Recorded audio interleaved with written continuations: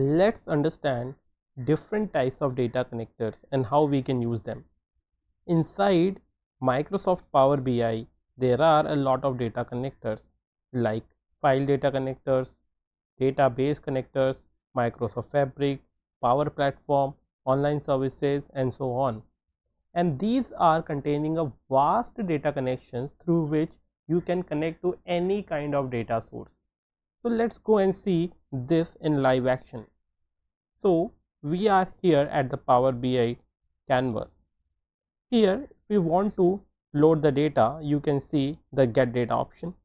Inside that, highly common used data sources are being shown. If we click on more, you can see that a lot of options are there. If you see inside file options, you can see Excel workbook, text boxes, PDF, folder, and these are used for different type of reasons. For example, if we use the folder kind of data source, and if we add any new file inside that folder, then that file automatically appends and updates in our model. So these are having different cases of use cases.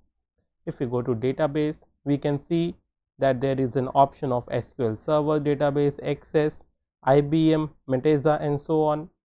If we go to Microsoft Fabric, so all kind of Fabric connects just like data marts, warehouse, lakehouse, and so on. Similarly, we can go to Power Platforms and connect the Dataverse, data flows, etc. Also, there are a lot of Azure services just like Azure Table Storage, Blob Storage, and so on. A very powerful tool here is being shown in the form of online services, which is we can connect the SharePoint online services, D365, that is Dynamics 365, Salesforce data, Google Analytics, and a lot of different platforms just like Google Sheets as well.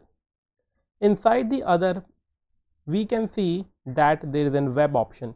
So if we want to create a web scraper, that whenever the data updates on the web, it keep reflecting in our Power BI, we can scrap it from there. And at the last, there is a blank query option. So if there is no data connectors inside the requisite list which is shown here, you can create your own query and connect the data. So these are highly useful data sources.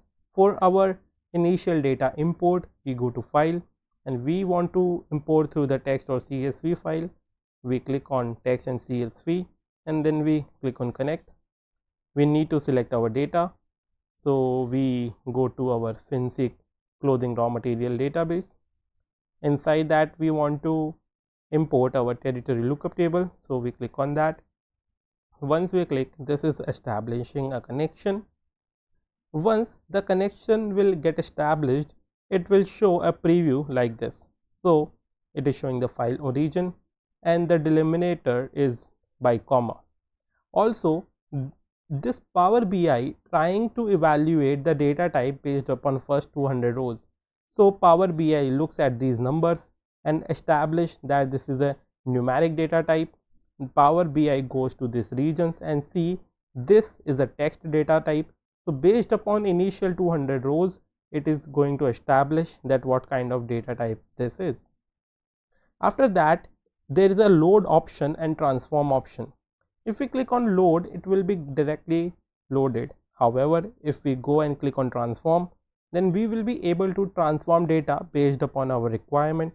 So we click the transform here.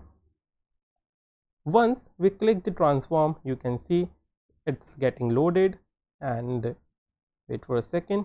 Yes, once this is loaded, you can see that we have successfully imported our FinSeek clothing territory lookup table, and this table is very useful for us because you can see this is containing the sales territory, and Power BI has identified that this is a numeric value. So you can see return as 1, 2, 3. Region is a text value, country is a text value, and continent is a text value. In this way, you can import different data sources. I hope you understood it, and thank you for watching.